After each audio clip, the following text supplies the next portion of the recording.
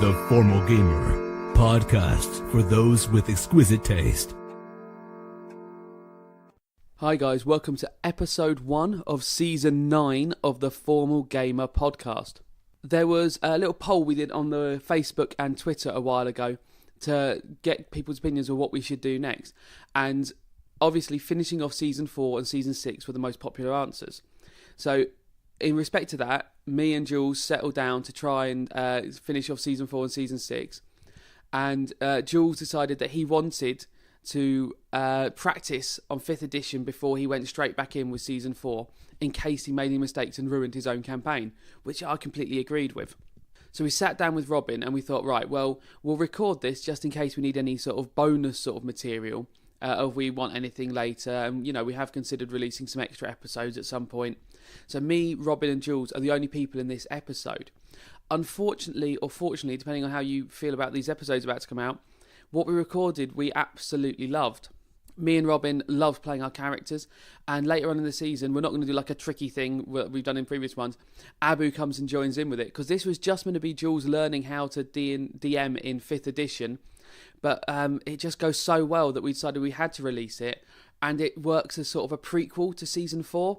So while Jules properly campaigns out season 4, we decided we've got to release this. It would be unfair on you guys if we didn't let you hear it, because it's absolutely quality, and it fills in a few of the blanks of what's going on in season 4, which was very cleverly done by Jules.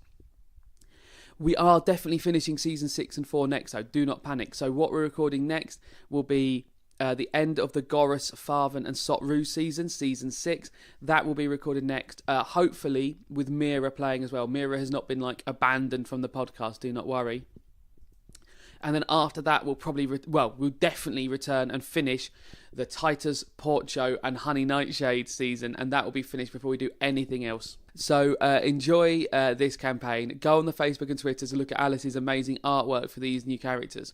I've done this before the intro music, so it didn't sort of ruin the storyline as it was, so you know what's going on before you hear the new intro. And I hope you enjoy meeting these characters as much as I enjoyed playing them. But more than any of that enjoying is that you enjoy the episode. We return to Seathwaite, where the city glitters but hides a dark and dangerous underbelly. Two brothers, Lock and Key, are tasked with an assassination that will rock the city to its core. But are these wretched villains up to the task? Seathwaite is cutthroat, cruel, and unforgiving. Can Lock and Key keep their heads when all hell breaks loose? And who is the mysterious figure known as the Weasel? And will he be friend or foe?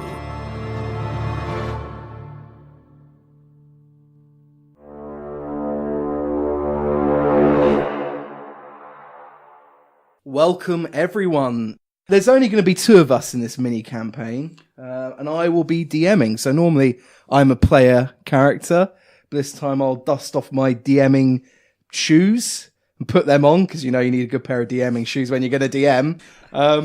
So it's actually 1 week before the assassination of the Magistrar Vincent Aurelius in Seathwaite. That's it, right? We're returning to Seathwaite. Oh, that sounds familiar.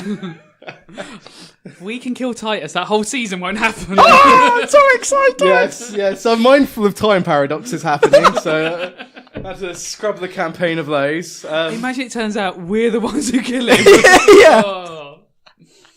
That would be exciting, wouldn't it? It's happening 1 week before the assassination of Vincent Aurelius. Seathwaite hasn't been thrown into turmoil yet after the assassination. It's business as usual. That means partying, that means merriment, that means lust, that means lots of gallivanting party tourists coming to drink their sorrows away and participate in lots of vices. That means sailors, that means patrons, that means also the organised crime group, the Jackals, doing their normal naughty business. Then who are the opposition? What are the religious people called? The Cleanse. The Cleanse. That was my phone, Robin. So I was turning it off. That said, my phone vibrated when it turned off. Sent Robin into such a panic that his phone was vibrating and he'd upset everyone. It was quite good fun. Yeah, the Cleanse with their weird, not face surgical masks. masks. That was it. The Puritan movement, the Cleanse, which Yes, didn't end well for them in season 4, really. No, their building was fun. Yeah. But that's still all together, so Yep. that destruction hasn't happened. And yeah, so it's business as usual. And during this quiet time, to begin with, we meet a man who's dressed in the outfit of the centaurs. Centaurs were the guards with the big headdresses. That's right. They were the guards that worked for Vincent Aurelius. Yes. Ooh. And So they weren't official, were they? They were just employed well, they were like privately a private army. Yeah. But for a man that basically runs Seathwaite Yeah. now. But this man, he's a special man. He's actually an investigatory officer of the Centaurs. His name is Oculus, and he is moving through the back offices of the Castello, the castle that Vincent Aurelius and the Centaurs call their home. And he is moving through a corridor in the basements. He's passing rows and rows of files, and he gets to one of his back rooms. He opens a door. It's his office. He sits down. This man has had a tough time recently because he was instrumental in destroying the organised crime rings that littered throughout Seathwaite for Vincent Aurelius. But he's been pulled off the job. Instead of taking down the last group, the Jackals, he's now investigating minor players. But he does his job, and he'll do his job bloody well. He sits at his desk, and in front of him are 3 files. And he opens the first. The first file has the name Veltra on it. The details he pores over. A dragonborn, a murderer, a criminal. He enjoys showing off his violence, and he enjoys burning people to death in quite a public way. He's suspected recently for burning down a supply store in Elftown. He looks over it, tuts to himself, thinks about how he wants to get this guy in his sights. He closes that file and he opens the next file. And that file name has on it Loxie Witherton. Loxie Witherton. Yep. And what is the significance of Loxie Witherton for this campaign? How is he important? So he is one of the main protagonists. I think Clearly. more description of your character. Yeah, no. I was No, just- it's I fine, was- yeah. it's So alright. this will be your character, Yep, Loxie Witherton. Loxie Witherton. All right. And Well, is he's- that the Loxy one word or Lock? Lock is the first name. C is the middle name. You don't know what the C stands for. And Witherton is the family name. The family name. do you know what the C stands for? Yes, I do. Okay, wonderful. Wonderful. So he opens a file for Loxie Witherton, and what does it say inside? The details of his crimes, his description of how he looks. Okay, so he's commonly known to do his dirty deeds with another named Key J Witherton. Known alias. Known Associates. That's it, associate. And they're both commonly known for robbing shops, house break-ins and assaults, but in rich houses, in the upper classes, never in the poorer districts. Highway robberies, well planned out, and also on occasion muscle for loan sharks.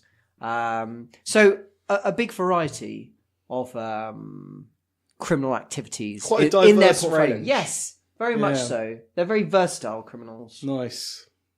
What does Lock look like? So Locke traditionally looks like a rugged dock worker. What have you mentioned the race? Right, sorry. Half elfin. Half Elven. elf, yeah. Elven. Yep. So he, with a hat, he normally wears a hat to cover his ears so that he can kind of blend in as a human in public. So it makes him very inconspicuous. People wouldn't really notice him. They wouldn't take notice. He could just kind of blend in, walk through. So really traditional kind of thief. He generally looks quite poor as well. So he's half elf. Half elf, yes. So as long-term listeners will know that in Seathwaite there are a lot of social issues with the elves. Yes, there are. Where they're treated quite badly, get paid very poor wages. They're not allowed into jobs and positions. And And that's a lot based on the history of the land, how the elves were this invading force from a long time ago.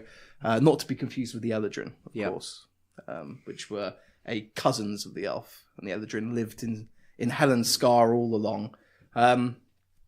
Okay, so as a half-elf, he can, be painted with the same brush a bit, but not so much bias and So I mean, like persecution is thrown your way. So like if he were a pure elf, he would suffer a lot of potential abuse and discrimination. But because he's a half-elf, he can kind of get away a bit with looking human and kind of avoid a lot of that persecution and poor treatment. So that's Locke. That's Locke. So that's Locke C. Wonderful. So with that, the Centaur guard closes the file and he opens the next file. And the name on that one is Key J. Witherton. What a coincidence. What a coincidence. Because we love a shared backstory. And so I am Locke's brother. Wonderful. We are brothers. But Key doesn't look anything like Locke. Right. Brother from another mother. Same mother. Same mother. Different papa. Wow, there you go. Whereas... It was a tough birth. We're not twins. No. I mean, they're about to find out what the other half of you don't actually... I think the conception might have been more tough than the birth. Because I am half orc. Right, okay. So... Once you go orc, you never go back. Once you go orc, you die. You always have to squawk. You can no longer walk. There we go. There we go. Well, and it's not sexist, because men can do it too. Yeah. Exactly. Of course. Clearly. So, but our mother is human, but we have a different father, and I'm half orc. Key has the same crimes as Locke, but written in his is that he's normally the physical nature of them. So the assaults are highlighted. An attempted murder is put in because one of the people is still in critical condition. No sort of explicit murders on his record yet, but the crimes are sort of coming towards that sort of level that eventually you think someone's going to die because of this. You can't imagine he's going to get away with it for long. He's tall, sort of 6'6", so he's a big old lump. Normally in sort of a bit of chainmail over the chest and sort of big leather sort of shoulder pads. Doesn't wear sort of commoner's clothing and less sightings than Key. Key seems to be more the visible of the partners. Locke seems to be the more visible partners. Key, he stays more in the background. And so he's known for using an unusual weapon as well in some of his attacks, which has been cited by a couple of people. A sort of weird hook and chain combo, which he uses to sort of beat people to death with. Sounds lovely. He's a pretty brutal character. Wonderful. So with that, this Centaur guard closes the last of the files. He pours himself some wine, and he thinks to himself, I wish I could know where these three bastards are. And there's no way for him to know. But however, we all know. Dun, dun, dun. We know where they are right now. And they are in the back room of the Canis Casino. Oh, we went to the Canis Casino. We did. I won a race there. Yes. Oh, yes. Yes. And the poor dog Joe racing. Got very drunk. Very drunk. I think he's got drunk in most And places. Titus got fidgety. Didn't Titus gamble very badly? Well, I don't think Titus really understood probability. Titus, we won in the end by betting on us, and we did very well. Exactly. Titus won because Honey won a race. Well, that's right, and that will happen in the future in our time, Yes. which will be exciting. So at the moment, there's no record of Popo, the gnome, the goblin dog. no, for your sophomore run, doing amazingly. You're in the back room of the Canis Casino, which is somewhere where actually we were before on the Yes, Formal that's Gamer where we took podcast. The special private room. Yeah, we took the kidnapped guy there. Yep. Who we thought was the Fuse. The fuse! Oh, but he wasn't the Fuse at all. Yeah. We took him there for no good reason. Yeah, we struggled a bit on that one. At least you guys were there. Yeah, I mean... Titus didn't even make it that far. No. Titus had his own separate story that he was upstairs. Oh, yeah! I forgot about that. I mean, that was where we had the best use of a mini tornado ever to blow someone up into the ceiling where they blow up, hit the floor, and that's how you kidnap someone subtly. The most subtle of kidnappings. Yes. Oh, wonderful memories, eh? So in the back room of the Canis Casino, this is where a lot of the dog cages were. This is where they also set up for the dog races. And this is where Marlowe, the man that works at the Canis Casino for the Jackals, this is where he does his business as well. And Marlowe, at the moment, he's kind of an overweight man with what some would say pompous facial hair, but in Seathwaite quite fashionable, kind of handlebar moustache. Lots of piercings. He's quite a fan of the piercings, and he's got an open bare chest, as a Seathwaite style is. Marlowe is standing in front of three gentlemen. Well, they're not gentlemen. One of them is a dragonborn called Veltra. The other is a half elf called Locke. No. Yep. And Who's the third? Don't make me make it Titus. I want to play Titus. It turns out he's here all along. He's come creeping in the room. Yes. And the third is Key. I'm there. And you were standing near the dog cages and the dog fighting pits that they have in the back there. And Marlowe is addressing you, and he's congratulating you on a job well done. Well done, boys! You burnt up that supply store in Elftown, and they're going to be hurting. We can move in there and sell shit for a very exaggerated price. The Jackals will be proud of you. Well done. Veltra, you were the mastermind behind this, weren't you? And he addresses the Dragonborn, who is one of your compadres. Veltra smiles with his Dragonborn lips and gives a nod. And he says, and Marlowe carries on addressing Veltra, and he says, suppose you're also the one responsible for carving into that young lad, courtesy of the Jackals, are you? Ooh, dice rolling. Let's go. Perception, Robin. Yep. Key rolls a 4. 5. Deceptive as ever. 4 plus 1. So the three of you are standing in a line facing Marlowe, this fixer, this underground fixer for the Jackals. And as Marlowe's dressing you, saying that he thinks Veltra is responsible for this assault on this teen kid, where the Jackal name was carved into him, Veltra just flies backwards. He just seems like this. Well, like there's a yeah, rope around him. Yeah, like something's just pulled him back. And to the back to you is the dogfighting pit with two very hungry dogs in there. Oh. Do we hear screaming? Oh, straight away. You hear biting and screaming. We don't notice how he got pulled in there. No. do we turn around? Or? It's up to you. I'm not. Keep facing Yeah, we're both going to keep facing Marlowe quietly. Actually, I think he might turn to look, and maybe would you if I turn to? I would catch your arm, and you would understand through our brotherly connection. Don't fucking turn around. Okay. So Marlowe looks at you two and he says, well, boys, looks like you've got a promotion then.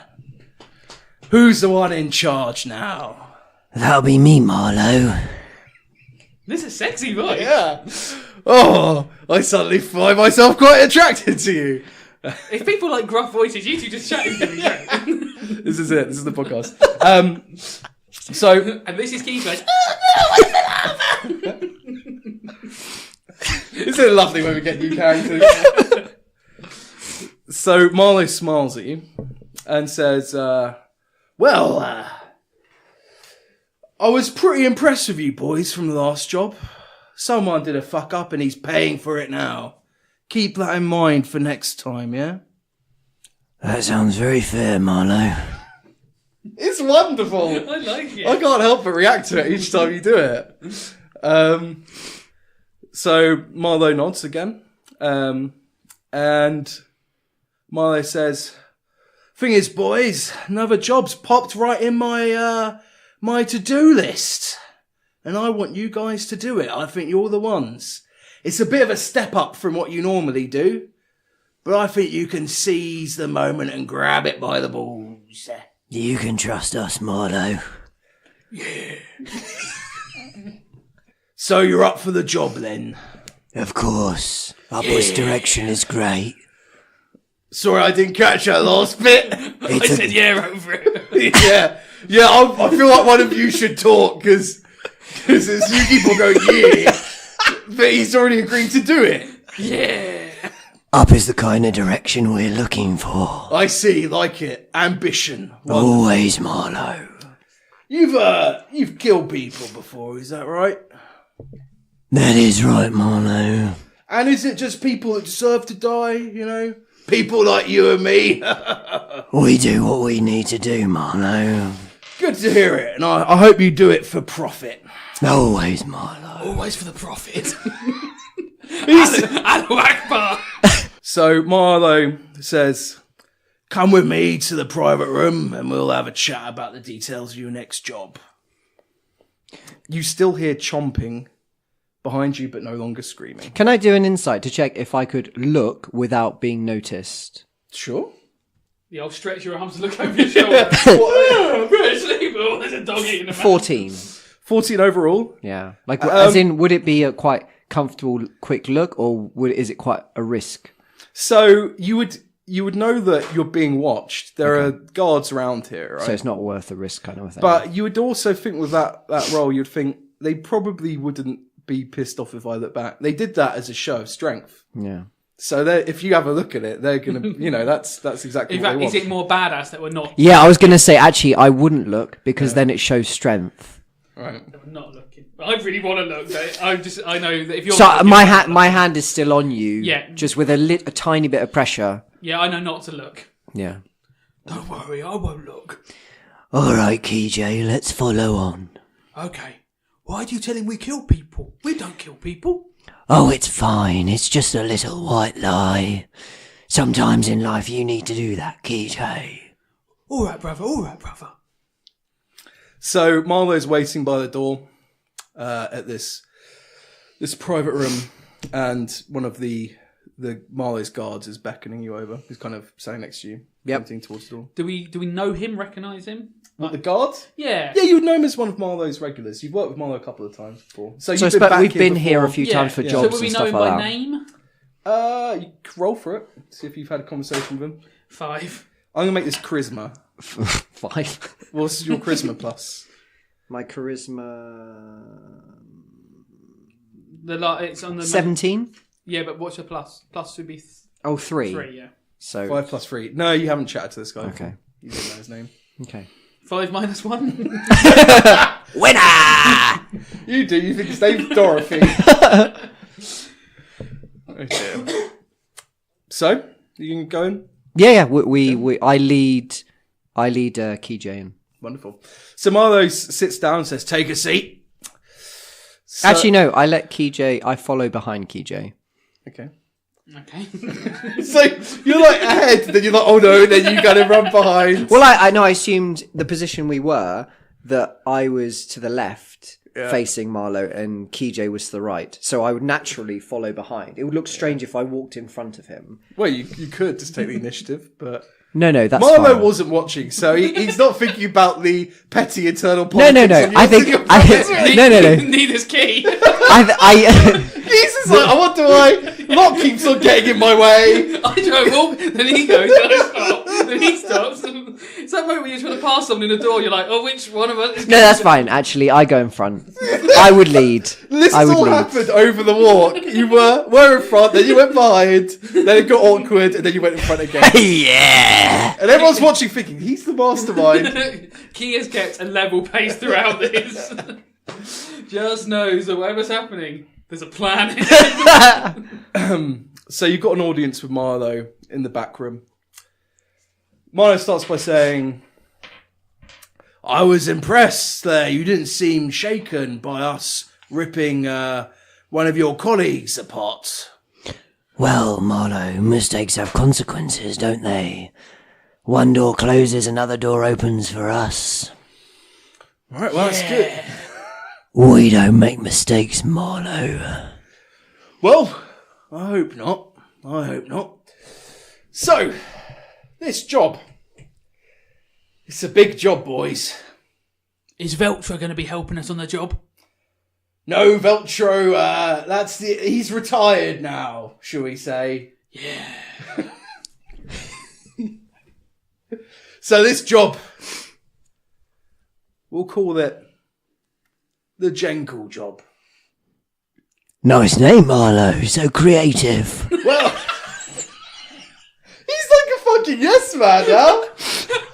Also, I love the thought of Marlowe's in there ready to go, ooh, what should we call this one? Can you spell that word? Jenkle. Yeah. Jenkle. Yes, it's a name. Name. Would we recognise it as a name? Roll for History? Streetwise? No, you no, don't have no, streetwise. no. Perception? Insight or history, I'll let you use either. Well, I got a... Or perception. Yeah. I've rolled my 4th 5 in a row. It bodes well. I'm going to take this dice out of the equation because I'm not sure it has any numbers on it but 5. Right. Did you say investigation? Yeah. 5. No, it wouldn't really fit for that. Insight. Yeah, insight or Okay. history or perception. Right, well, they're all the same. 4 plus 10, 14. 14. You think you have heard of him, actually. Okay. You think he's a famous name around Seathwaite. Okay. So we probably think if we went and did a bit of asking around, we could probably figure out... Or we would probably just find out in the next minute, maybe. Yeah. I mean, let's let you get on with it, mate. So Marlowe carries on and says, "Oh, I saw a spark of recognition in your eyes there, Locke. You know Jenkle Henkel? You know that man? It rings a bell, Marlowe, but tell me more. Well, he's, I suppose his job title would be a political commentator. Really, he's one of the most famous faces around Seathwaite, if you're at all. If anyone has any interest in the political culture, you know, how Seathwaite's run. He's a public speaker, but really he's a performer." A puppet, you say? Well, yeah, good insight there. He is a puppet. And the thing is, he used to be our puppet. Oh. He's a good tool. He has this great skill of speaking to live audiences and swaying their political beliefs to align with what we want. And he does this all with a puppet. Interesting. Well, that's quite insightful, actually. Have you been to one of his shows? My mum used to make a puppet out of my old sock. Well done, KJ, but let's listen for a bit. Sorry, brother. Lovely job. So, he puts on quite elaborate political shows near his castle in the middle of Seathwaite. But the problem is, he was a tool that we used to use, but now he's gone rogue. He's working with someone else. And the jackals aren't happy about that. So we don't know much about it. He just stopped sending us any kind of messages back. He wouldn't answer our pigeons. And now we think he's a voice for someone else. So here's where you two come in. His next rally is what interests us. Because it worries us that he's not wanting anything from us anymore. He's not wanting our money. He's not wanting our services, our favour. But what worries us more is his next rally, his next public speaking audience, seems to be aimed towards raising the profile of the elves. It seems like he's going to be talking about equal rights.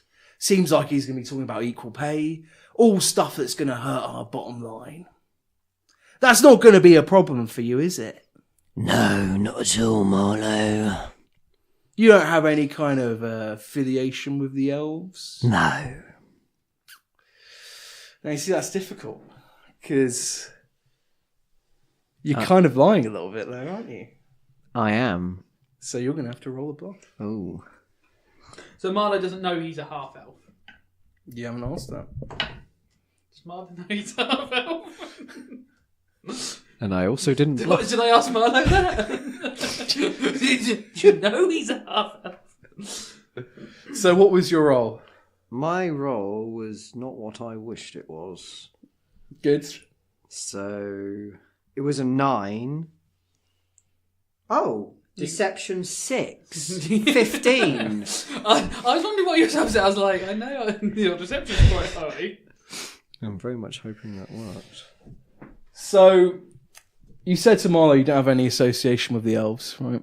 Wait, actually, which can technically be true, because I don't have association. I just am a half-elf. Yes. So actually, that wasn't necessarily a deception. Well, it's one of those, grey areas where you DM decision. kind of are Fair alive. enough. Is your persuasion the same? My persuasion is 9. It's But higher. Yeah. I would have thought that would be a deception, wouldn't it? I don't know. I guess it depends the way I flavour it, but I'm kind of just replying. No, we'll call it a deception. Yeah, I find that. So Marlo nods and says, I can see you're well versed in the art of lying. I can spot lies a million miles away, Sonny Jim. No. Don't just say what I want to hear. Lucky for you, it seems like you don't really have much care for the elves. We haven't tracked any elven activity that you've been doing. Is it going to be a problem for you raining on the elven parade? Tell me now. As I said, no problem at all, Marlo. Wonderful. The jobs you need doing will be doing. So this is a tricky situation. Is that the truth? Yeah, we're out of the he game believes now. that. He believes that. Okay. I mean, he and his brother want these jobs and want the money from it, and they are willing to. Well, he is willing to do a lot, and he will convince his brother to do that with him. So that's not a deception. Okay. I'm just a bit stupid. We've noticed. So roll the persuasion then. 19 plus 9. Oh, what is it? Oh, that's a nice. Do you mean what is 19 plus 9? 20? That's 28. It's okay. fine. It was more rhetorical. I wasn't expecting an answer. Right, okay. So, 28. So Marlo nods again, and he seems like he's taken this on board. He says, good stuff. Good to bloody hear. Right. So this is where you come in. This event is where Jenkel is going to be speaking about the hardships of the elves to a riled up, partying, drinking crowd of Seathwaite. They'll be lapping up his bloody lies. And he's going to be meeting someone there. He's going to be meeting one of the elven leaders. And I'm sure they'll be talking about how wonderful elves are and how they should be paid the same as the rest of our dock workers. And that's what I want you guys to go and disrupt. I need you to scope out this event today. Make a plan of how you can ruin everything. Yeah? So, that's the disruption of the rally or the relationship as well? Well, which relationship do you mean? Well, the elven leaders and your puppet, or should I say, ex-puppet. Well, yeah, the contract's quite open in a way, but I want a few things to happen. I want the rally to be disrupted. I want people to remember how badly things went. I want Lelulan, who's the elven leader. I want him dead. And I want it to be in quite a public way.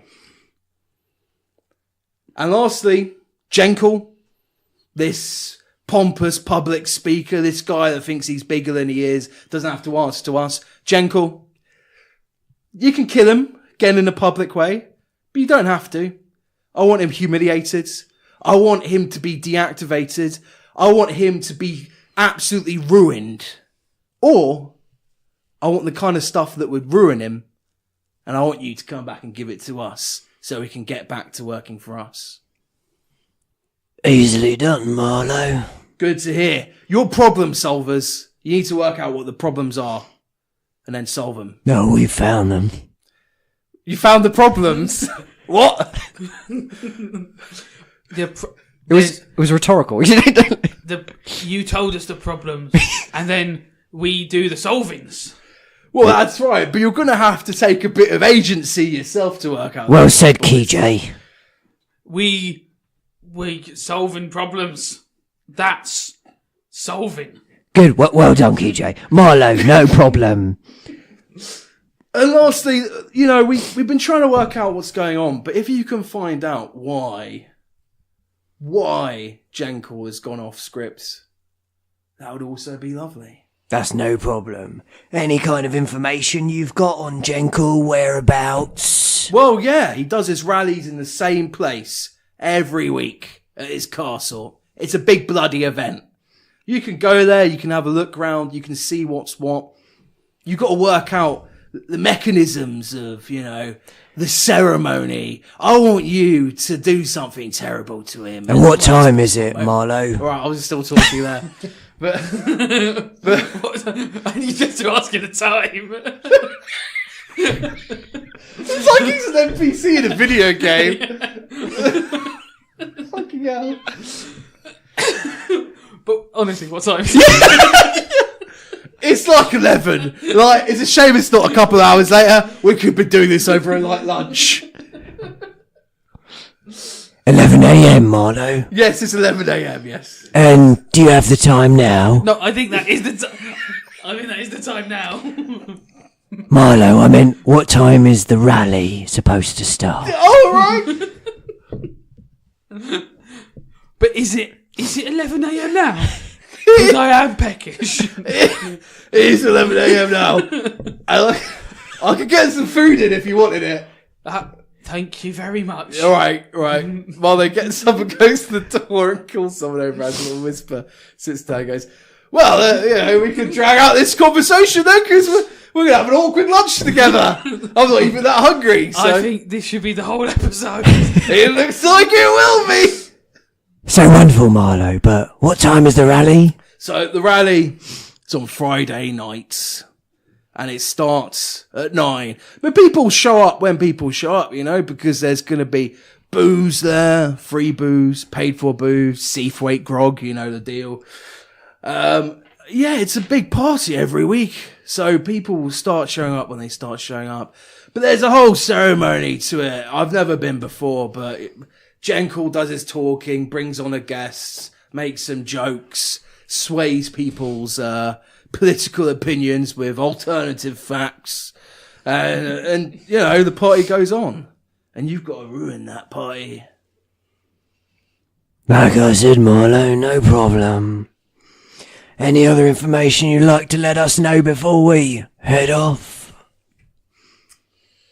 So, Marlowe thinks to what other information. Also, what day are we now? So I know you said 11 a.m. and you said Friday at 9 is the rally. Let's call it Thursday, yeah. Okay, so it's tomorrow night at 9. Okay. Exactly. So you've got a day to investigate and a day to set up if you want. Yeah, no problem. Day to hit and then in the evening hit the rally.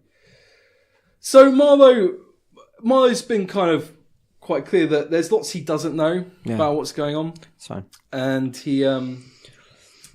he seems like part of the job is he wants you guys to figure it out yourself. Yeah. Yeah, no problem. I was just seeing if there was any actual information. So Marlowe does say, Marlowe says, well, that unfortunately is all we got. So also, Marlowe, what's the money for this job? You did mention it was a promotion. It is a promotion because, previously we were paying for 3 men, now we're only paying for 2. So Veltra doesn't get paid anymore because he's retired. Exactly. Yes, KJ, no pension for him. Tough life. It is. This is going to be a big job, right? And it should pay a lot of money.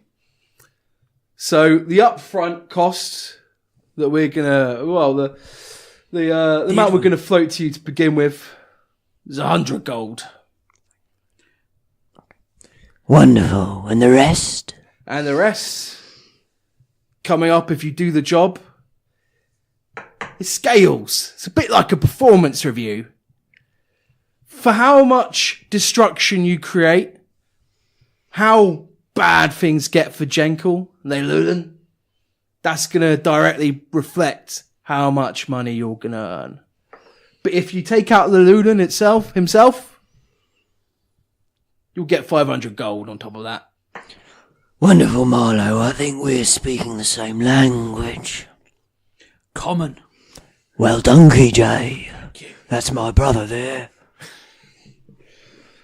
Yeah, it'll be a lot harder if we weren't speaking common. I'm going to be honest. There's not very many linguistic experts around here, so... We both speak Orc as well. Oh, yes? Locke learned Orc to talk to me. Well, I must remember not to say anything rude about you to my orc guards in your company, then. Yes. I'm half Orc. Yes, well done, KJ. Keep quiet. Thank you, Marlowe. I think if there's nothing else, we'll be off. Well, it's the upfront payment you get. You're 100 gold. Oh, and any equipment? You can put that towards purchasing equipment. We've got our black market contacts. You can also, I've got a few candidates for you to hire for specialist jobs if you think that's necessary.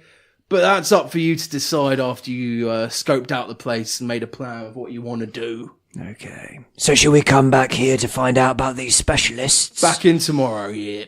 Wonderful. Any particular time, Marlowe? Well... Wouldn't want to disturb you on the toilet. Yeah, me and Locke, we plan out our toilet trips very specifically. We have to share a toilet with Mama, so everyone has a 10-minute slot. Nice, KJ. Nice. Marlowe. Where's your toilet slot?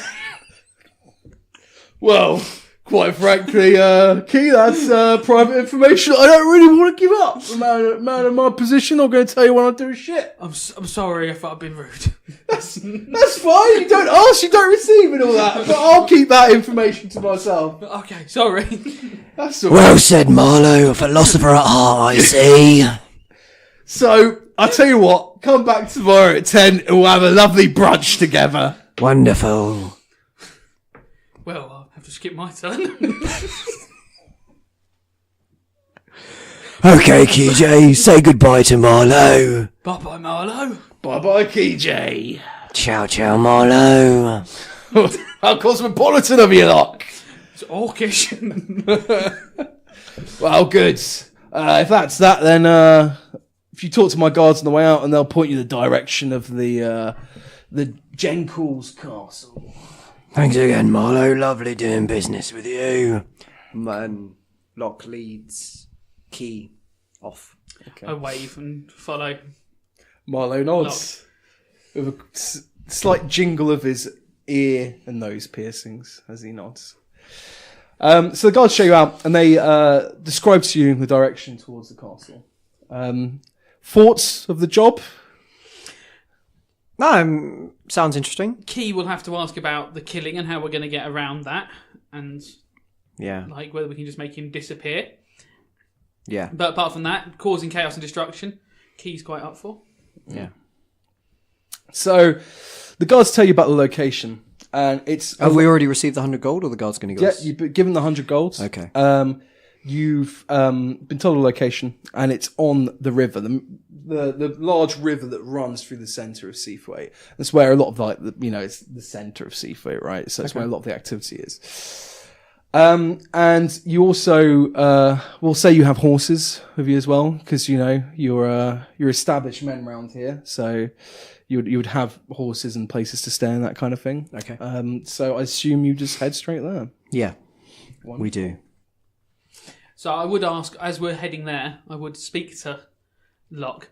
Locke, how are we gonna kill him? Because we don't normally do killings. We're just gonna, scare him so he leaves town and never comes back like the other one. Yeah, don't worry, KJ. That was a little white lie like before. Don't you worry your pretty little head about that murder. I won't. Long as You they just talk- worry about your trouble making a noise at that rally. Oh, I'm good at making trouble. I'll make a right racket. Oh, you're great, eh, brother? We carry on riding. Wonderful. So you're riding down one of Seathwaite's main roads, and you're riding around one of Seathwaite's main roads, and it's kind of off to the slightly richer district of town. So maybe it's the kind of place where you're doing jobs, but not really the kind of place you'll be hanging out necessarily. So maybe that's why you guys haven't been here before, right? For going round an area like this, if we had to go through town, Key would wear sort of a cloak, a coat, something over his shoulders to keep his armour a bit covered and to sort of hide his weapon. which he'd have sort of, because it's on a chain, he'd have it sort of down wrapped around the chain, wrapped up his arm, and so he'd have it sort of wrapped up his left arm, and then have the actual sort of heft of the bladed bit, ready for his right hand, but hidden so it's not on show. Lovely. So you make your journey, and you turn, according to the directions, onto a main road that is taking you towards the river. And from that main road, you can begin to see an outline of a castle. And it's probably the building that you've seen before. It's a large white castle that stands in the middle of this town, surrounded, by normal buildings. But it has quite almost like a square, a big clearing in front of it. And it sits on the river. And as you kind of travel on with your horses close to the castle, you can see a bridge that crosses over the river and is facing directly the castle. So if you carried on going, you would be pointing straight at the kind of the drawbridge of the castle. As you get closer, you know that this castle has a particular style. It looks more style than substance. Even someone with rudimentary knowledge of kind of warfare would know that this probably isn't the kind of castle which would be great at defending against a massive attack. It looks quite a bit for show. And the other side of the bridge between you and the castle stands a giant 30-foot statue. It's a statue with both of its arms down, and it's of a knight painted white. But bizarrely, on the knight's head is a wig of grapes painted purple. Do we know this? Is this like a famous part of the city? Roll for it. 7. He hasn't seen it before. 13. Lived here all his life, but this has come past. Would that be history? Yep, sure, history or insight. Or... No, it's the same. Okay, 17. 17. So you recognised the name Jenkor before. Okay. And you would know that this is almost like the persona that Jenkor takes up when he speaks. Kind of a white knight for the people. Yeah, a white knight with... Who drinks a lot of wine. A wig of grapes. And yes, on the chest, the symbol of a woman drinking wine pouring from the top of the image. Okay.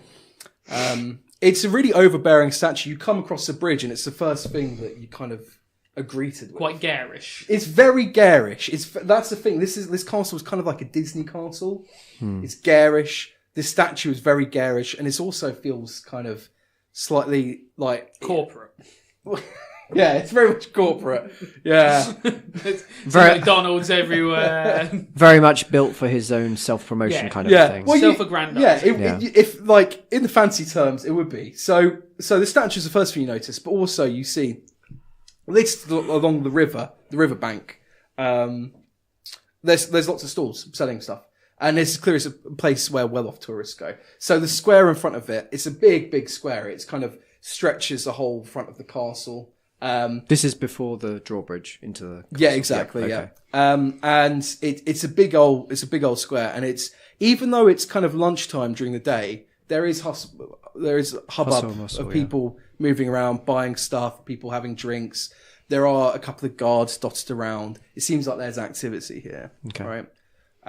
Do those guards appear to be from the castle, or general guards for this private army of the local governor? You still haven't crossed the bridge yet. Okay. So from this distance, it'll be hard to tell. Okay, no problem. But it's a wonderful question. I can see who the mastermind is. Quite busy round here, Locke, innit? Yeah, it is, Key. That's no bad thing.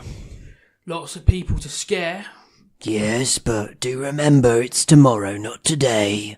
Oh, yeah. No, I got you. No problem, Key. 11 o'clock. He never brought that food through. You're very right, KJ. I'll get you a little snack in a bit. Don't you worry. Thank you, Locke. So, you're still the other side of the bridge, and the Seathwaite River is a wide old river. It's a wide and an old river, actually. So there are boats passing. It's kind of like an old Thames, that kind of business you imagine during like Victorian times. So you're walking up to the bridge. Can we see how high the bridge is down to the river? For example, would people be able to jump off and survive a fall? It's a very good question. So roll a perception check. looking over the bridge. 11 plus 4, 15. 16 plus 1, 17. Very good First perception. time the key has been successful at something. Well done. So you're looking over the bridge, and as you're facing the castle, you begin by looking over the left-hand side. Do you want to take two different sides, or you want to both look at the same side? I'd follow Locke. Yeah, we probably sense. look over the same side, I So think. both of you peer over the same side, and it's a very nice bridge. Again, it's very ornamental. It's lots of sculpting on the sides. It's wide as well. It could fit like 4 carriages of bride next to each other, right? And you're looking over the left side. So you're facing the castle because that's where you're moving towards. You look over the left side. You can see lots of barges moving under the bridge, and it looks like quite a big drop actually, about a 20-foot drop. Okay. To the water. And when you look over, you also notice some other interesting details because the bridge is quite high up, and where the bridge meets the land on the other side, that as well is high up. The land has been made into, it's kind of been, stoned up basically. So from the side where if you were standing in the square looking into the river, again there'll be a 20-foot drop, right? Okay. And when you look over there, you notice as well is that there's a port, like almost like a cave, right? Okay, yeah. There's a port in the side of that 20-foot wall. Okay. On the other side, under his castle. So you're looking. If you're looking at the castle, you've looked left to look over. Sorry about that. Yeah. Someone hit their mic. I may have karate chopped the mic. You look left, and there's an opening for a port, and that's at the river level, a little bit higher, obviously. Yep, sure. And that's very much on the left side of the castle. Right. So it's not central to the Yeah. castle. And the thing you'll notice as well is that there's lots of different types of docks and ports around here. This one looks more for receiving people. And it looks like the trying to be classy, but actually slightly garishness has been translated down to that port. So velvet ropes and stuff. Velvet ropes. There are sculptures in the ceilings of like Cupid shooting, stuff. It's trying to look like a lot of money's been spent on it. And a lot of money has been spent on it, but it's overdone quite a bit. And you both have very good roles, so I'll translate over. So you walk over to the other side, and you look over the other side, and there's actually a corresponding port on the other side. So this is on kind of when you're facing the castle on the right-hand side. So 2 ports. Yeah, exactly. 2 ports. And they're both, the bridge is central. Yeah. You can see the ports end, so they don't meet each other. Yeah, so right? kind of separated by this stone wall, so 2 separate kind of ports for Exactly. different things, I guess. And this one, you can see people unloading. Okay. So barges are coming up. Yeah. Boxes are being unloaded. There are lifts down there, so little kind of mechanical hand winch lifts. There are dock workers bringing stuff up. And again, those boxes and barrels being picked up, just taken in. Okay. And it's towards the castle. Can we see a way that a dock worker would be able to get from there up to where we are without going inside? Without going inside, no, you cannot. So they come in by boat or they come in from inside somewhere. Okay. That's right. This castle, is it separate? Is it surrounded by the river and just by the drawbridge? That's the only entrance in, or there are other... Is it connected to... Is it the only way... so it is in the city. Yeah. There are buildings either side of the square. Okay. So the square that's before the castle, there are buildings either side of it. There are some narrow alleyways, but there aren't any main roads. So if you were going to come to the square, this would be the way you go. Okay. You can see the castle. The castle has gaps between it. So quite, this is a really big area, This is like Trafalgar Square-esque big, Okay. So that's pretty helpful for American listeners. Times Square in New York's not Yeah. a million miles away from the square. I would say that's fair. So that's the kind of size we're talking. And then there's a castle, but there's large areas to the sides of the castle as well, where activity's happening as well. Okay. And for the other side of America, around the Space Needle, as I There drove we go. around a lot of it this summer. Good. You drove around a lot of the Space Needle. Yeah, I did actually, trying to find parking. Did you park it up the top? Yeah, I got stuck right at the top. On the On point? the spine. Fucking hell. I think that there was a man there going, "Why are you parking there, you lunatic?" And I was like, "Oh, I done it again, boss." We had such a palaver. That's a good adventure. So yeah, there aren't any main roads, but it's not like you're blocked in. A lot of the buildings on the sides are also shops as well. Okay, sure. So very tourist centric. Can we see? Because they're having a rally here. Have they set up a stage? Yeah. So, I will say as the last point on your perception check, as you're looking over the bridge and you spotted that what looks like the supply dock where the workers are, you notice that there's actually there actually seems to be a gap in the bridge you're standing on, a very thin gap. You wouldn't want to drop any gold down there. Okay. Seems like this bridge is actually some kind of mechanical raising Or like a or lowering cantilever bridge. There's a gap there. You don't quite know how it works. Okay. So that's quite interesting as well. Yeah, that is interesting. You're midway on the bridge now, and it's a long bridge. But you can see on the end, as you look towards the castle, there are small guard posts, and this is a very busy time. So you imagine that if they've got guards now, they're probably going to have guards at the rally, obviously. And there are signs saying during events, people must be checked for weapons. Okay. So do you want to walk closer and over to the square? Yeah. Because you're on the bridge at the moment.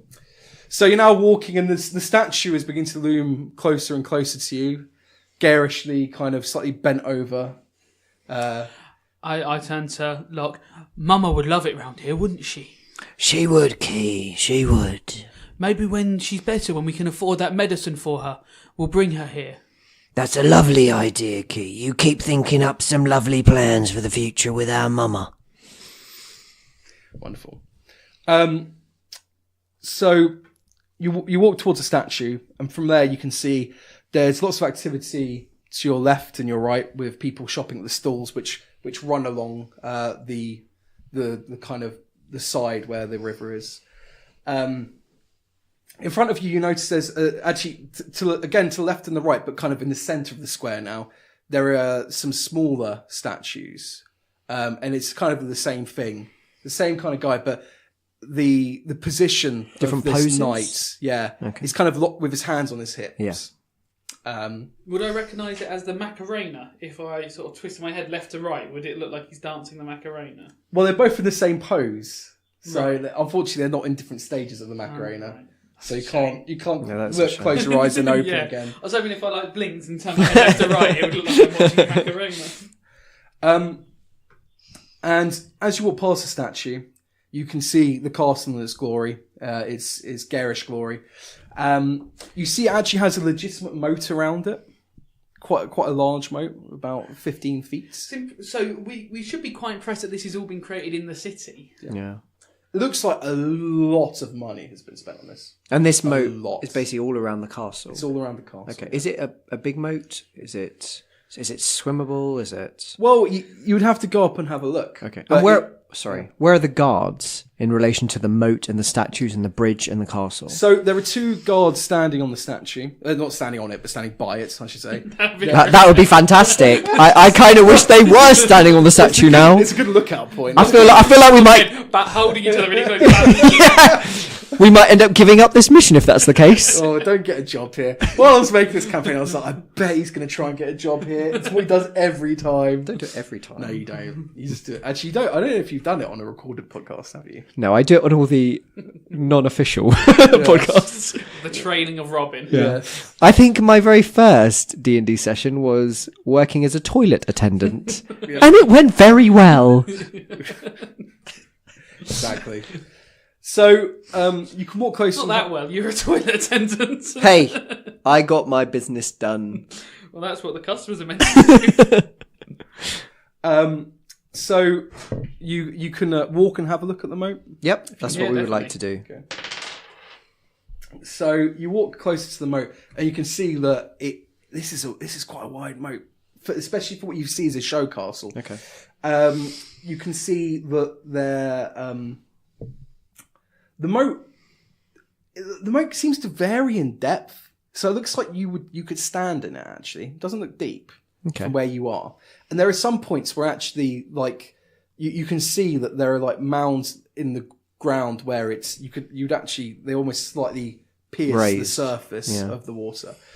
You can see a drawbridge which is up at the moment, and the moat's about 15 to 20 feet Okay. You would estimate.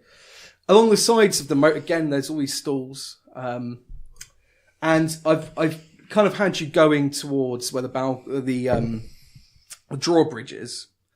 And from there are 2 guards. But there are crowds around here. Not like heavy crowds, but imagine like. But none going into the castle because the drawbridge is up. The drawbridge is up. So people are just kind of wandering on the outside. More like a nice walk in a garden, a public people garden. taking paintings of it? Rather than photos, they're stopping. Quick painting. Some of the stalls where you passed, there were people doing paintings of the backgrounds with people in. Yes. The other thing that you would notice that is again is very bizarre and garish that stands out.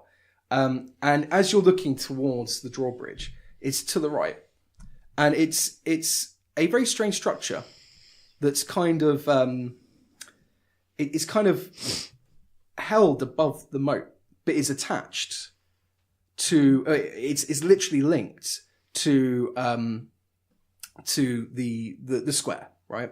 Okay. But it seems to be coming out over the moat. Okay. Does it look like a crane or? Can you do a perception check on it?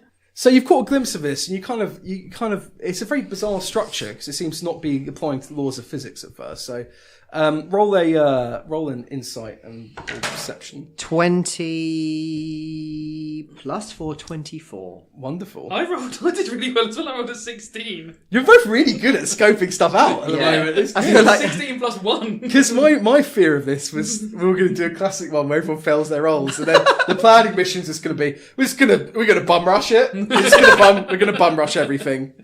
What everything? So anyway, you got a 20. So you look, and on further inspection, this looks like it's almost like a large bandstand. But again, it fits in with like the Roman architecture of Seathwaite, where it's kind of so it has these like kind of 6 pillars and a roof, a domed roof, and you can walk straight from the square onto this bandstand, even though the bandstand is jutting out over the moat. Okay. And the moat, I should have said earlier, the moat, although it's very shallow, there is a large drop to the moat. Okay. So the large drop of about 15 feet down to the moat. Fine. Okay. So this is kind of hovering 15 feet up in the air. And with your amazing rolls, because you're standing quite close to the moat, you would look round, you could see that there's actually 2 steel beams coming out from this bandstand and going into the castle. Ooh. And those steel beams align with kind of a gap that rails up towards a balcony that's above the drawbridge. So would you say that someone could climb using those steel bars up into the castle? No, the steel bars go straight into the castle and they're on the ground floor. Right, sorry. But okay. it with that high roll, you would think there's a mechanism here.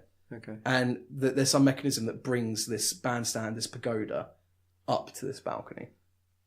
Okay. So it could move up to the balcony. So is that a bit what it looks like? Sorry. Yes. So that's yeah, exactly like it. So the Oracle of Delphi temple, the circular temple. Yeah. Circular roof. I was trying to get a picture of it. Yeah. Okay. Okay. But there is there's a physical connection between that and the castle. So the castle is mainly pomp and circumstance, because if you really were trying to protect a castle, you wouldn't have something. something like this. That sounds like an exceptionally dangerous thing to have in terms of a defensive position. Yeah, so we don't think this is a proper but this is still too much for 2 thieves to sort of take on. If we were casually to assess those guards, do we think they would be quite dangerous, or would they it would be more there for show? For show. Oh, it's Faux show. For show. So roll the perception check. An insight check, actually. 16 again. I love this blue dice. I'm not going to mention what I got. Okay, good. So I got a 1. So Locksoft looks staring at this mechanism. Luckily, Key's looking at the guards. Key would think they're dressed in fine outfits, but they do look like they could do some damage, but no more than regular city guards. I think I could probably kill. No, I don't kill really.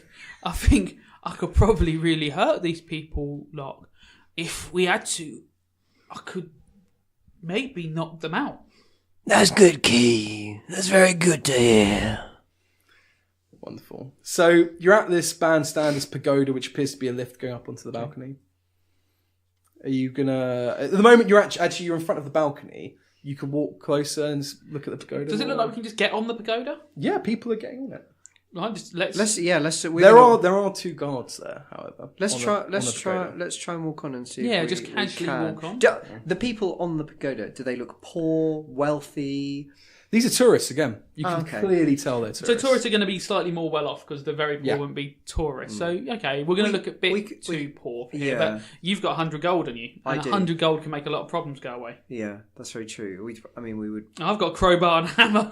Would I? If okay, let's try and approach and have a look and get Shall on we- the pagoda. Are we going to go on the ride? Of course, Key.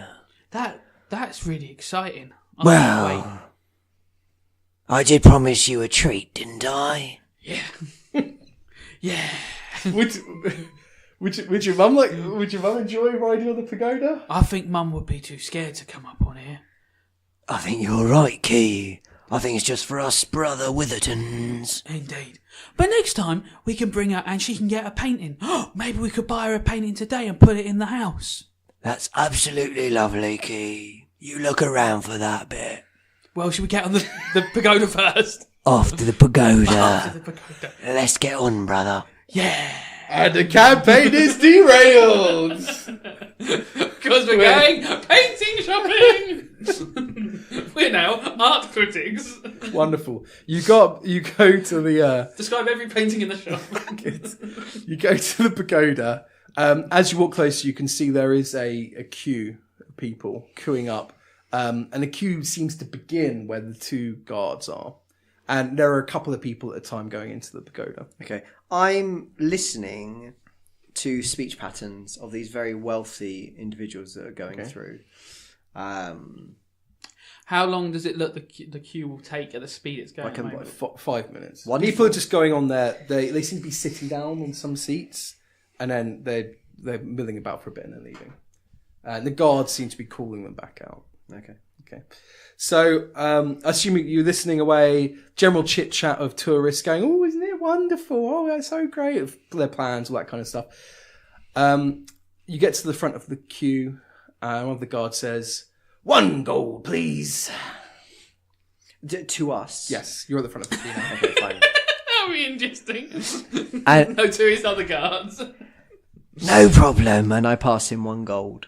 Okay, good. So he takes a gold, he puts it in a coin bag, and he moves aside and kind of motions for you to go on the pagoda. Does it look like I could talk to him, or would it be causing... You or is could there someone I could talk to on the pagoda, or... You would think that you only have a limited time on the pagoda. Okay. You could probably chat to the one who's not dealing with the crowd. That's okay. I would probably try and talk to him. But if you just chat while, like... Yeah. You could probably do it afterwards. Yeah, that's right? fine. That's not a problem. So you're now on the pagoda. Okay. I think we want to look around and see if we can... Well, everyone else has got sat down in these seats, haven't they? Yep. So I guess there's a seat there. Okay, let's go and sit on the seat. Okay, let's... 2 seats or just No, one just one seat? seat. Okay. I think... Key, why don't you go have a nice sit down while I walk a little bit? Okay. Is that a special chair? It's your chair, Key. Oh, wonderful. Yeah. And Key goes and sits down on the chair. And then Locke's going to kind of walk casually around and look and see if he can find anything interesting. Maybe try and understand how this works. And how does the chair feel? Roll for it. Well, am I rolling an insight, a perception, or history? Smugness. Smugness. A 14. Yeah, you find it quite comfortable. You're like, this is a good chair. Is it like a dining chair, a throne? It's a bit throny, A bit throne. but not overly done. Not So, overly done. sort of 70% throne. Yeah, it could be a half throne. Okay. Key just sits there quite happy with his day. So yeah, Locke's going to have a look around and he's going to use his investigation to see if he can find anything. He's kind of... It looks as though he's just looking around at the scenery and the pagoda as a tourist would. Yeah. But he's actually analysing to see if he can find any lock mechanism, try to understand maybe how this works. Mm-hmm. And he gets... Oh, it was cocked. 5 + 5, 10. 10. So you're looking at the mechanisms for how it works. You're looking the chair that Key is sitting on is facing away from the castle, and you're actually looking directly behind him down into the moat.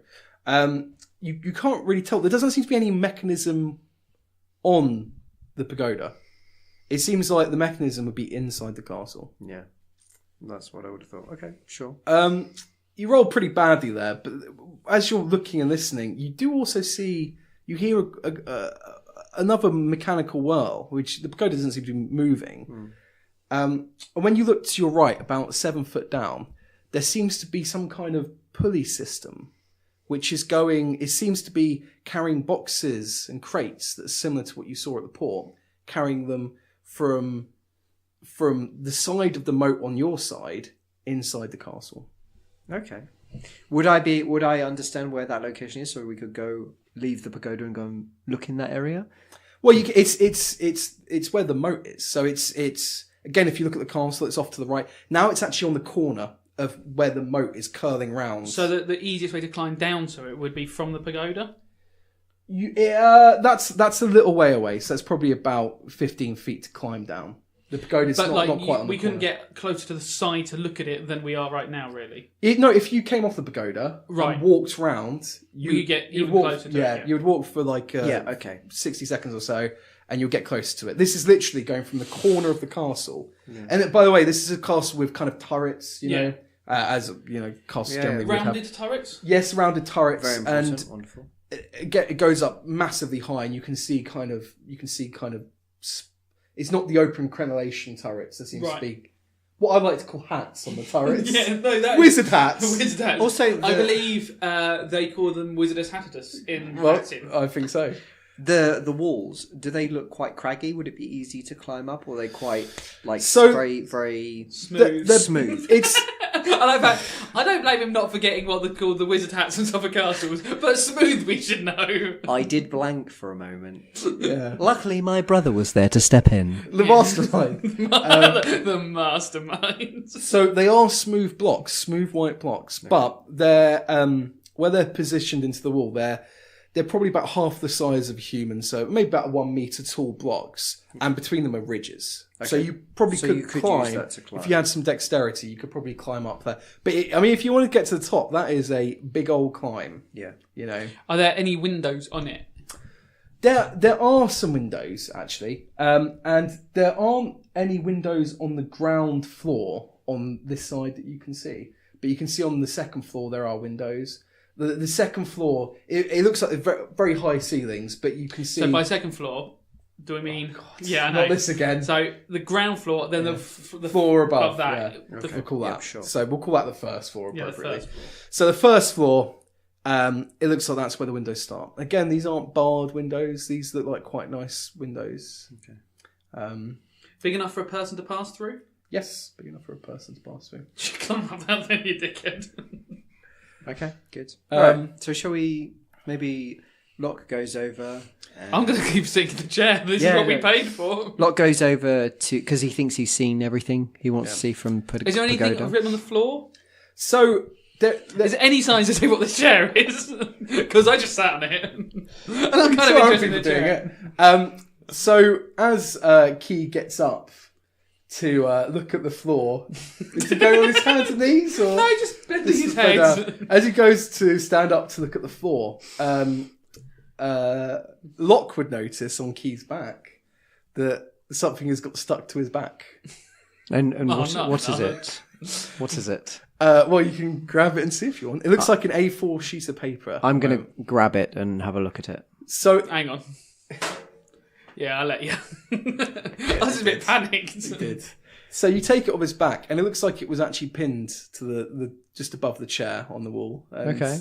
And Key had sat on it without thinking. Okay. And it seems to be almost like a schedule with names and times and dates. And on today's date, there is a time of 2:00. And there is the name Malaga, and there's a dash next to it, and it says Dwarven tribal leader from the mountains. Okay. So if we could pretend to be Malaga, maybe we could I think this is a lift, and that the schedules are when the lift goes up into the... Yeah, we would need to intercept Malaga, though, because he would be planning to come at 2. Oh. Yeah.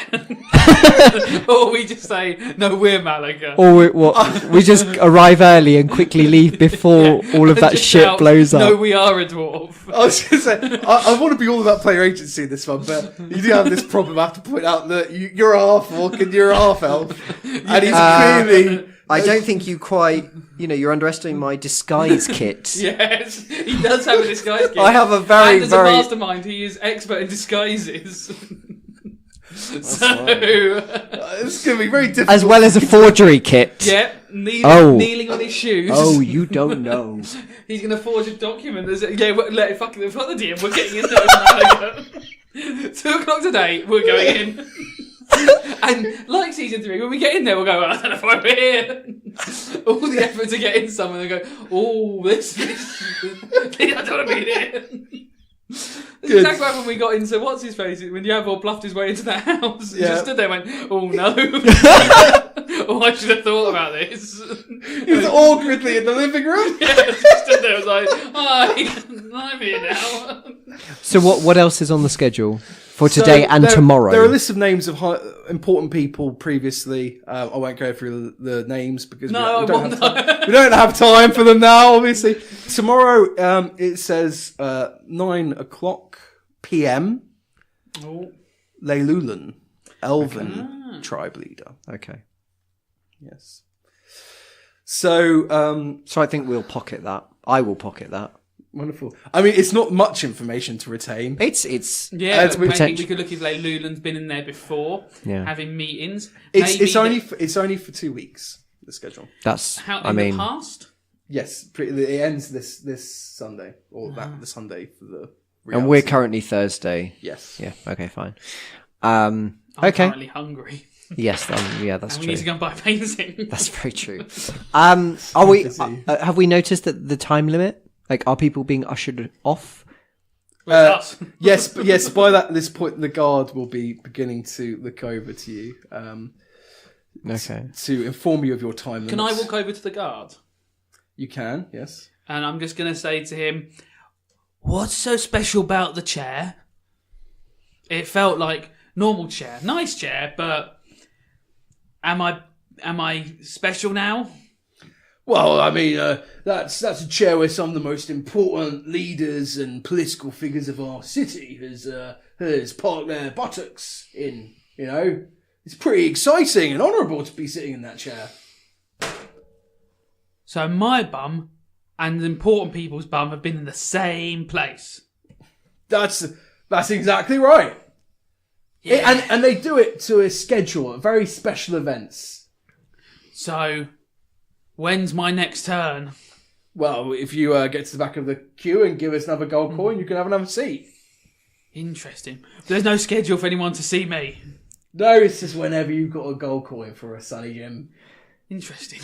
So Locke will have walked over and followed. So where did you put the schedule? In my pocket. Can you roll a sleight of hand?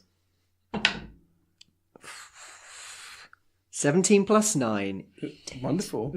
You're so lucky. 26. So gotta do the maths. Good. So I'm off again. You walk over to the guards. Yeah. So I say, Yes, very nice, Key. My friend, this pagoda, it's lovely, but does it move? Oh yeah, haven't you been to one of the ceremonies before? No. This is where all of Jenkel's guests come along. This is where Jenkel's guests rise to meet him. Some of the most important bums in the world have been here. Wow, that's very interesting, Key. And now my bum is one of them. Well said. So, does the pagoda move up to the balcony with these guests? Exactly, and that's where Jenkel is, dressed as the White Knight. Wow. What a scene. If you haven't come, you've got to come tomorrow. I mean, it's changed tact a bit. There's going to be lots of elves here, and we're anticipating anticipating some trouble. But if you stick to certain quarters where the elven lot don't meet with the rowdy drunken lot, you should be fine. Wonderful. What about today, though? Any show today? Yes, yeah, I believe there's some dwarf fella that's coming along. Jenkel's going to have a chat to, probably crack a few dwarven jokes, maybe have a drink contest with him up there. He doesn't put as much effort in when it's not a Friday night special, you know what I mean? The crowd will still love it, though. Of course. Now I was wondering, me and my brother, we need some work. Any guard jobs or dock working jobs going, do you think? You have to give me a moment, man. Because I thought I'd nipped the work thing in the bud earlier. No. I can work as a toilet attendant, maybe. My brother, he's an all-rounder, so am I. Good rate for a good day's work. The guard says, well, I don't really know. I don't think we'll hire any new guards in, but I'm sure the docks, they always have some need for a strong hand. I mean, I don't know about... I'm very strong. Yeah, I don't know about you, fella, but you're, did you say your brother? Yes, my brother, KJ. Oh, right. Yeah, all right. Your mum was one of those then, was it? All right, well, yeah. Hang on. No, that's gone badly. That's gone very badly. Loxy knows his brother, and he gently puts some pressure on his arm I'm and going to have grabs to roll up a him. persuasion because, that's gone badly. 16 plus 4, 20. Okay. Key doesn't roll better than that. Key calms. Just says, don't you talk about my mother. Anyway, thank you, friend. What's your name? My name's Goldrudder. Goldrudder, wonderful. And who should we talk to about the dock working jobs? Well, I tell you what, if you go back to the White Knight statue over there, and there are 2 guards on there, and they'll know. They'll be able to go chat to one of the guys in charge at the docks. See if there's any work for you there. That's great news. And your name one more time. My name's Goldrudder. Goldrudder, thank you very much. Been seeing your friend. Come along, Key. Key is staring straight through Goldrudder, just flexing his fist, but does let himself get dragged away. Yeah. Key, if it breaks down and he sees Goldrudder during the chaos scenario, Goldrudder's getting a pummeling. No, you'll recognise if Goldrudder is one of the guards that you interact with. So you there's still lots for you to investigate here. You haven't been around either side of the castle. There's still the stalls to go through. Well, we got to get in the water and swim and climb yeah. up. You haven't thrown any pennies in the moat yet, which I'm sure. I was going to do that to the little crack in the bridge. And what time is it now? What time is it now? It's still early. Still got time before Malagar shows up. Okay. So it's 12 o'clock. Okay, so just still got a couple of hours. Yeah. And you still got to get lunch and buy a painting. That's true. That's not. So still lots to do, and you'll have to join us next week. What sort of that's the cliffhanger you want for next week? I mean, it is. Lunch and buy a painting. Thanks for listening.